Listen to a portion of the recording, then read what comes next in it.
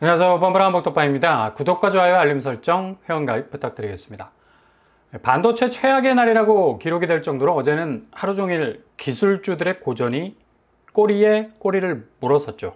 원투펀치, 그냥 그대로 날아와서 가격하는 펀치가 하나가 아니라 둘이었다는 사실도 이런 반도체 부분에서의 입지를 휘청거리게 할 정도의 파괴력을 보여줬는데, 바로 트럼프와 바이든의 원투펀치였습니다. 글로벌 증시 랠리를 주도했던 반도체 주가가 일제히 미끄럼틀을 신나게 탄 것도 이례적인 일, 전혀 꿈쩍도 안 할 것 같았던 시총의 금자탑이 한순간에 무너질 수 있겠다라는 공포감도 제대로 보여준 날이기도 했는데, 이런저런 이유들이 많이 돌아다니지만 제일 중요한 포인트 딱 두 가지입니다. 첫 번째 이슈는 바로 중국이죠. 중국에서 나오는 반도체뿐만 아니라 중국으로 들어가는 반도체까지 커버링을 치겠다는 건데, 미국은 아주 단호하게 중국 수출 규제에 대한 셧다운을 이미 가동하고 있는 거고, 이게 이젠 미국과의 동맹국으로까지 불이 번지고 있다는 사실. 그러니까 미국의 이슈에 동조하지 않는 나라의 반도체 움직임, 특히 중국으로 들어가는 모든 반도체 관련 물류까지도 돋보기로 들여다보겠다는 건데, 알아서 까라는 얘기죠. 네덜란드 반도체 업체 ASML이 중국 수출 4분기째 늘어나고 있자 그냥 쌍심지 켜고 지켜보면서, 만약 계속적인 움직임이 보인다면 가차없이 동맹국도 엄중한 무역 제한 조치를 시행하겠다는 단언까지 했습니다. 이런 이유 때문에 네덜란드 반도체 ASML 주가가 급락을 했고요. 동반해서 일본 도쿄 일렉트론 주가 역시도 대중국 수출 비중이 높은 곳이라서 함께 다정하게 손을 잡고 떡락궤적으로 접어들었는데, 아무튼 무조건입니다. 대중국 무역 제재는 앞으로 미국이 전방위적으로 일사불란하게 계속적인 포화를 가할 가능성이 높다는 얘기죠.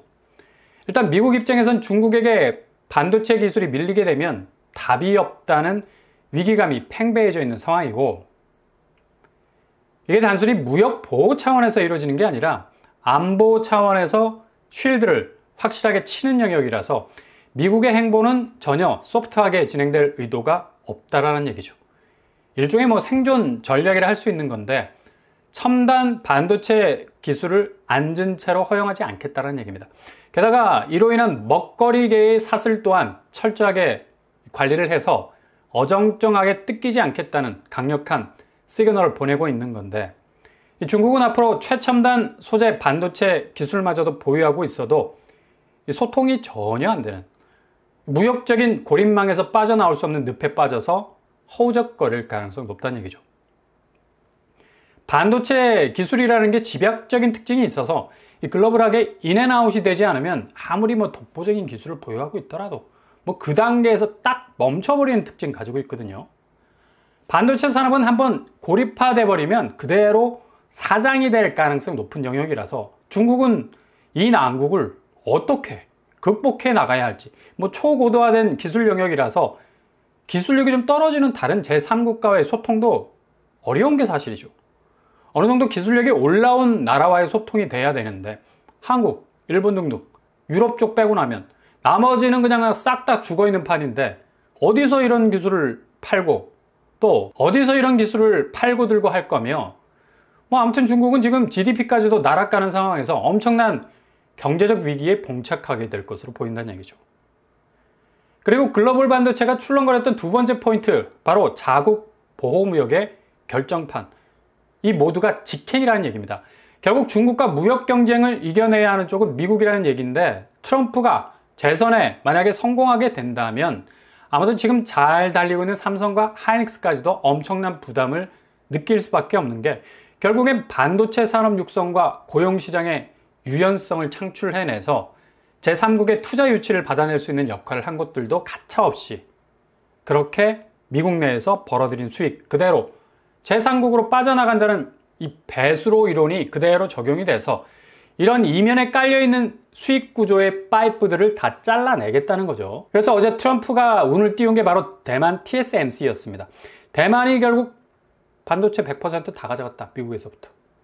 미국 반도체 산업을 그냥 절단을 냈다는 얘기로 바꿀 수가 있는 건데, 자국 내로 유치했던 대만 기업의 이 유도 라인은 이게 그 선 자체가 이미 이제 희미해져 버리고 있다는 사실입니다.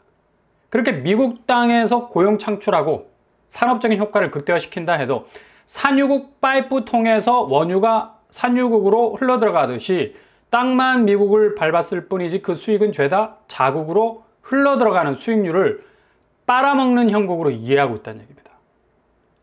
이 말에 그냥 주식시장이 발칵 뒤집어져서 어제 TSMC는 8%가량 주가가 빠져버렸고 전체 반도체 시총이 거의 5천억 달러가 날아가 버리는 파괴력을 보였는데 이렇게 그냥 4시즌 동안 랠리를 이룰 것으로 보였던 대표적인 금융자산의 원탑 반도체 기술주도 하루아침에 폭락할 수 있다는 걸 여실히 보여주는 건 앞으로 금융시장 자체의 태풍을 예고한 사건이라 봐도 무방하겠죠.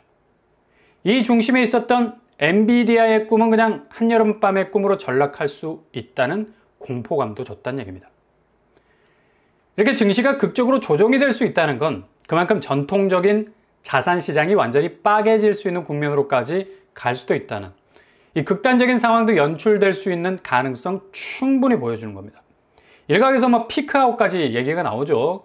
그러니까 오를 만큼 올랐으니까 서서히 녹아내려야 한다는 관점도 있는데 아무튼 이런 정치적 여파는 결국 경제적인 흐름 자체를 한순간에 뒤엎을 만큼의 강력한 파괴력을 가지고 있다는 걸 어제 고스란히 보여준 사건이라 볼 수 있는데 이거 남의 일이 아니란 얘기죠. 바로 지금 잘 달리고 있는 삼성과 하이닉스 거의 뭐 타격이 불가피할 것으로 보이고요. 일단 불확실성이라는 먹구름이 잔뜩 끼게 됐는데 삼성과 하이닉스 역시도 중국의 반도체 공장을 운영하고 있어서 미국의 제재 대상에 포함될 수 있는 리스크가 크다는 얘기입니다. 삼성은 중국 내에서 40%, 하이닉스 역시도 45% 정도를 생산하고 있는 건데 이거 한 방에 막혀버릴 수 있는 위험이 터질 수 있다는 얘기죠.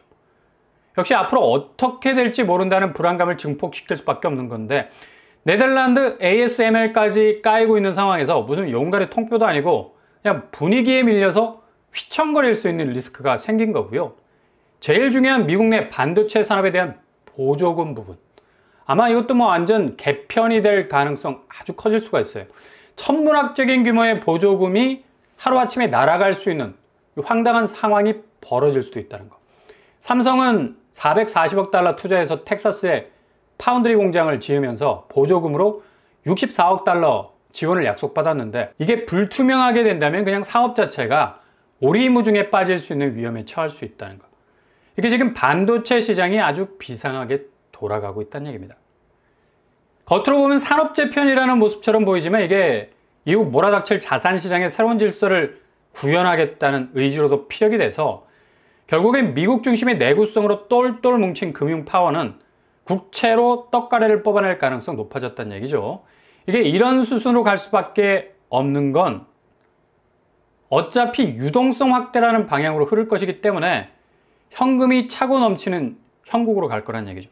국채를 무한대로 찍어내야지 미국 브랜드 파워가 제대로 먹힐 거고 결국에 인플레 상황에 올 수밖에 없는 물가 압박의 상황이 늘어난 화폐량으로 인해서 출렁거리는 바다를 이루게 될 건데 그 위에 제대로 된 자산 항해를 할 수 있는 영역이 바로 국채라는 얘기입니다.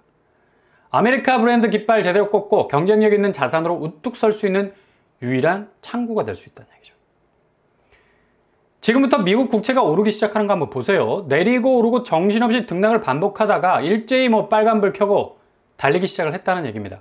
결국엔 미국은 자국의 국채에 집중할 수밖에 없는 거고 무한대로 발행을 시작을 하게 될 겁니다. 결국엔 재정 적자를 메울 수 있는 아주 간편한 수단이 될 수밖에 없는 거고 동시에 물가를 어느 정도 적절한 수위에서 잡아낼 수 있는 금리 폴리시 역할을 해내는 이 가이드라인도 될 수 있기도 해서 연말로 가면서 국채 가격은 투자한 분들이 위협을 느낄 정도로 훅 떨어지게 될 거고 그만큼은 많이 발행을 하니까 가격이 노멀하게 되겠죠. 반대로 국채 금리는 쑥쑥 올라서 전 세계적인 금리 부분에서의 압박 축구를 미드필드에서부터 잔뜩 쪼여오는 형국으로 가게 될 것 같습니다. 그러니 한국 자산 시장이 뭐 제대로 버틸 수 있는 힘이 있겠습니까? 아마 중국이 부동산에서 큰 위기를 맞은 것처럼 한국 자산 시장도 엄청난 혼란 속에 빠져들게 될 가능성 높다는 얘기죠. 금융시장은 코스피 여전히 박스권 안에서 허우적될 건데 지금도 2800선까지 막 겨우 올라섰다가 뭐 서둘러 등을 보이는 거 보세요. 그냥 퇴청하기 바쁜 곳이 바로 국내 주식시장입니다. 얼마나 서둘러 판을 빨리빨리 접는지 이 밸류업의 가치는 어디론가 이미 사라져버린 지 오래죠. 기본 금리 격차가 미국과 2% 나는 상황에선 외국 자본이 한국 주식시장에 대한 수익을 정상적으로 고려하기란 어렵죠. 단타 위주로 차익 실현하고 빠져나가는 그냥 스탑바이 하는 경유지쯤으로 생각하고 있는 건데 어떻게 주식시장이 견고해질 수 있겠습니까? 환율 역시도 엔화가 상당한 반등을 이뤄냈음에도 불구하고 원화는 여전히 지지부진. 아마도 위안화 약세가 또 맞물리는 부분이 있기 때문이죠. 그러니 뭐 엔화가 회복되면 뭐하냐고. 비행은 날개 하나로 할 수 없는 그런 운명입니다. 한국은 위안화라는 날개도 달고 있어서 중국은 이제 보호무역 장벽에 부딪혀서 엄청난 위기를 맞이할 가능성이 커져서 환율은 자체에 해법이 없는 상황입니다. 무조건 국민연금까지 동원해서 달러를 태워야 하는 분위기인데 이렇게 금융시장에서의 전조는 곧바로 부동산 시장으로 확대가 되는 건 아주 빠른 속도로 확산 조짐을 보이게 될 것으로 보입니다. 그러니 17주째 서울 집값이 상승하고 있다는 궤적, 이게 호재로 보이는 지표가 아니라 정말로 위험한 지표로밖에 보이지 않는다는 얘기인데요. 이거 그냥 비행기 높이 띄었다가 그냥 내리꽂힐 때는 무지하게 아프죠. 이렇게 매매가 지표가 올라간다는 건 그만큼 수요를 빨아들이는, 그냥 아무 생각 없이 진입하게 만드는 이 무의식적인 매수 심리까지도 꿰버리는 일도 벌어지고 있는 건데, 이렇게 정신없이 흡수되는 수요는 결국 연말로 이어지는 자산시장 대변화의 국면에선 얼레에 걸린 연줄이 뚝 소리 내면서 끊어져 버리게 되면 아찔한 뭐 추락이 예상이 되기도 하는데, 정상적인 궤적으로 지금 금융시장을 예상해서는 절대 안 된다는 얘기죠. 완전히 이제 판이 바뀌어 버렸습니다. 한 방에 와장창 깨지는 미국 증시 랠리 본자, 기술주, 반도체주가 뭐 하루아침에 날아가는 거 보세요. 이렇게 밀려 들어오는 변수는 전형적인 경제 지표를 비우는 아주 골 때리는 뒤집어지는 상황을 연출하게 될 겁니다. 지금 집값 오른다는 소리는 그만큼 위험 지표가 극도로 올라간다는, 좀 역으로 들을 수 있는, 바꿔 들을 수 있는 지혜가 필요한 때라는 얘기죠. 오늘 나온 레미안 원펜타스 한번 보세요. 입주자 모집 공고가 발표됐는데 무슨 아파트 값이 20평대가 17억, 9평이 21억이 나왔습니다. 이 접근성 자체가 이게 정상적이라고 생각이 안 들 정도로 굉장히 높은 장벽이죠. 평당 6,736만 원. 전통적인 한국 자산시장의 모습 그대로입니다. 강남권에서 나온 분양이라 분상제 가격이 적용돼도 이 정도 수준이에요. 근데 주변 시세는 뭐 더 엄청나죠. 반포 아크롤 리버파크가 9평이 40억이 넘어. 당첨되면 뭡니까? 20억 시세 차익을 말하는데 와, 정말 할 말을 잃게 만드는 수입니다. 일단 전세가가 19억까지 형성이 돼 있다는 점, 이게 틈새라고 볼 수가 있겠죠. 전세보증금으로 접근할 수 있는 여진이 있겠습니다. 9평이 20억 가까이 되기 때문에 계약금이 융통이 된다면 아마 엄청난 경쟁률을 찍을 것으로 예상이 되고요. 한국 부동산 시장의 현주소가 이런 추세로 지금 가고 있다는 얘기입니다. 그러니까 아무튼 조심조심 잘 지켜보시면서 접근하실 수 있길 바랍니다.